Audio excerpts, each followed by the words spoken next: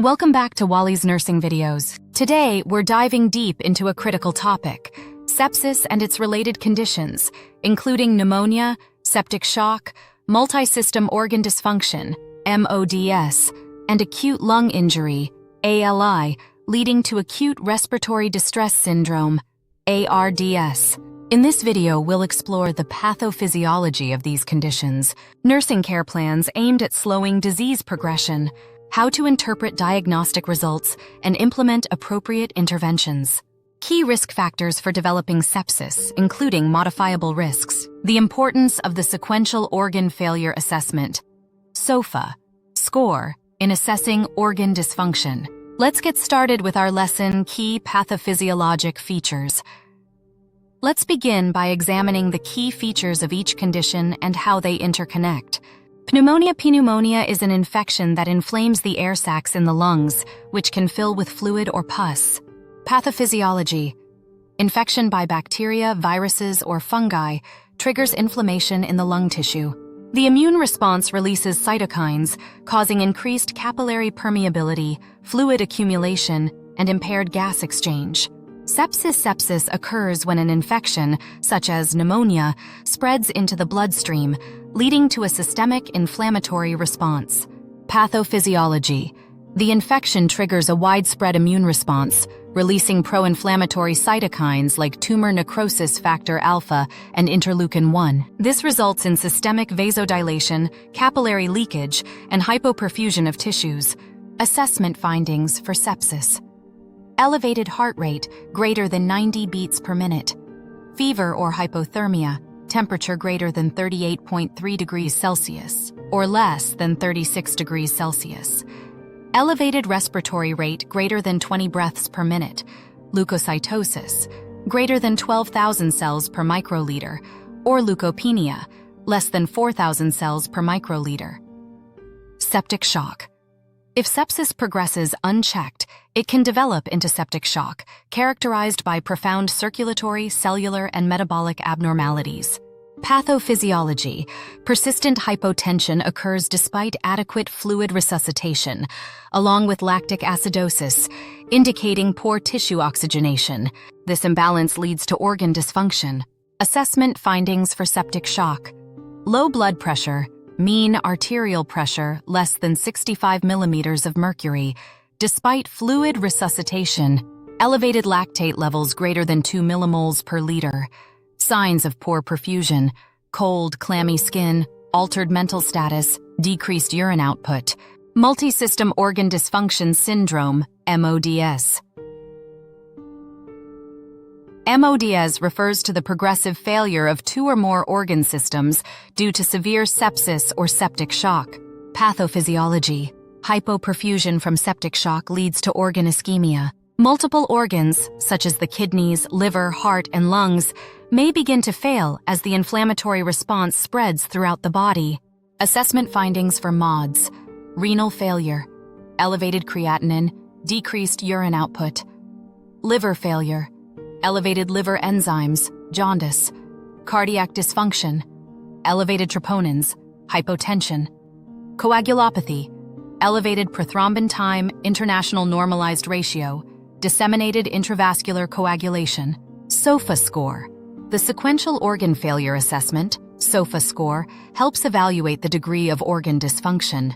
An acute change of greater than 2 points in the qSOFA score indicates significant organ dysfunction, allowing for timely interventions.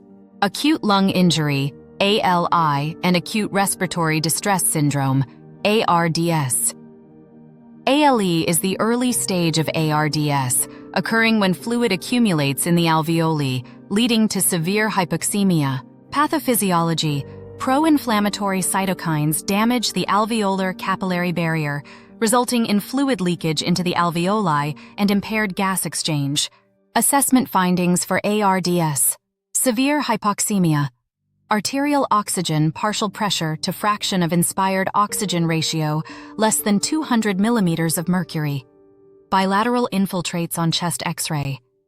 Increased work of breathing, use of accessory muscles, and decreased lung compliance. Risk factors for sepsis. Several risk factors increase the likelihood of developing sepsis, categorized as non-modifiable and modifiable risks. Non-modifiable risks, genetics and genomics. Individuals with a family history of sepsis may be at greater risk. Studies show that the risk increases if a parent died from an infectious cause, indicating a possible genetic predisposition. Host differences, gender. Women may have a lower incidence of sepsis, but could experience higher mortality rates compared to men. Age extremes. Infants under 1 year and adults over 65 are particularly vulnerable to developing sepsis. Race. African Americans exhibit a higher incidence of sepsis compared to whites, related to factors such as higher rates of comorbidities and chronic stress. Even when controlling for these variables, African Americans still show greater incidence rates. Modifiable risks. Use of central venous catheters. Invasive procedures can introduce pathogens into the bloodstream. Endotracheal intubations, mechanical ventilators. Increased risk of ventilator-associated pneumonia. Surgery or other invasive procedures. Surgical wounds can become infected, leading to sepsis. Alcohol use. Chronic alcohol consumption can impair immune function and increase infection risk. Cigarette smoking. Smoking can damage lung tissue and increase susceptibility to respiratory infections. Malnutrition. Poor nutrition weakens the immune system, making patients more susceptible to infections. Cancer diagnosis. Cancer and its treatments can compromise the immune system. Aspiration. Aspiration pneumonia is a significant risk factor for sepsis, particularly in patients with swallowing difficulties. Chronic illnesses. Conditions like diabetes, renal failure, and liver failure increase susceptibility to infections. Immunodeficiency. Conditions such as AIDS or the use of chemotherapy can significantly impair the immune response. Key learning point number 1. Understanding both non-modifiable and modifiable risk factors allows nurses to implement targeted prevention strategies for patients at high risk for sepsis. Nursing care to slow disease progression. Now let's talk about nursing interventions that can slow the progression of these conditions. Early recognition and rapid intervention.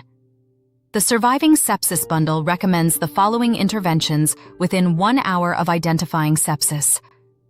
Obtain blood cultures before starting antibiotics. Administer broad-spectrum antibiotics. Initiate fluid resuscitation. 30 milliliters per kilogram crystalloid for hypotension or lactate greater than 4 millimoles per liter. Measure serum lactate levels. Use vasopressors if the patient remains hypotensive after fluid resuscitation. Monitoring and supporting organ function. Hemodynamic monitoring. Maintain mean arterial pressure greater than 65 millimeters of mercury through fluid resuscitation and vasopressors. Renal support. Monitor urine output and consider dialysis for acute kidney injury. Lung support.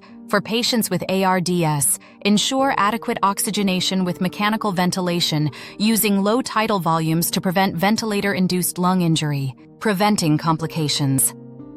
Nutrition. Provide early enteral nutrition to support metabolic needs.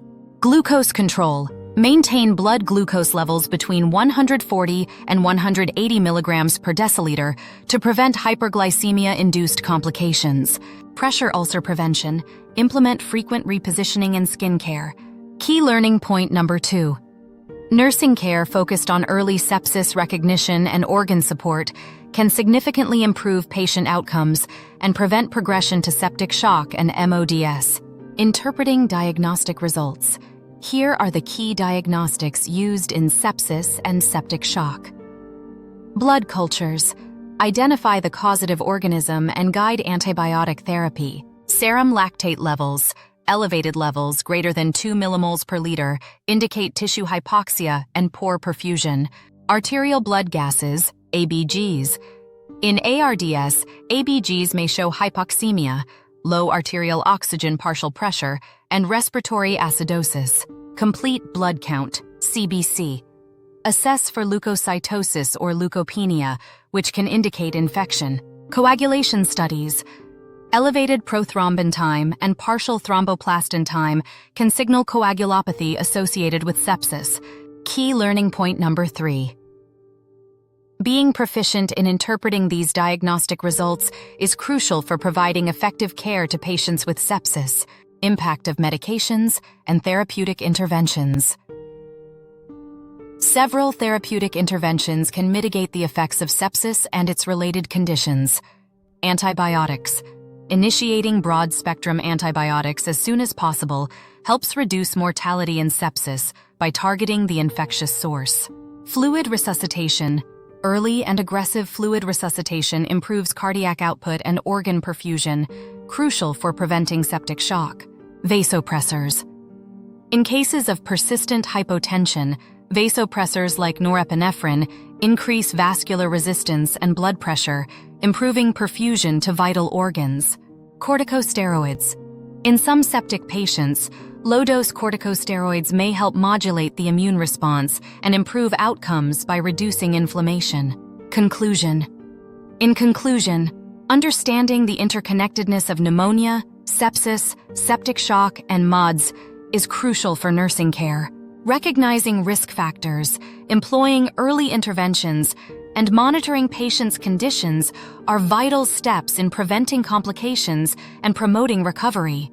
Don't forget the importance of the qSOFA score in assessing organ dysfunction. An acute change greater than 2 points indicates significant organ impairment and requires immediate attention. If you found this video helpful, don't forget to like, subscribe, and hit that notification bell so you never miss a new video. See you next time!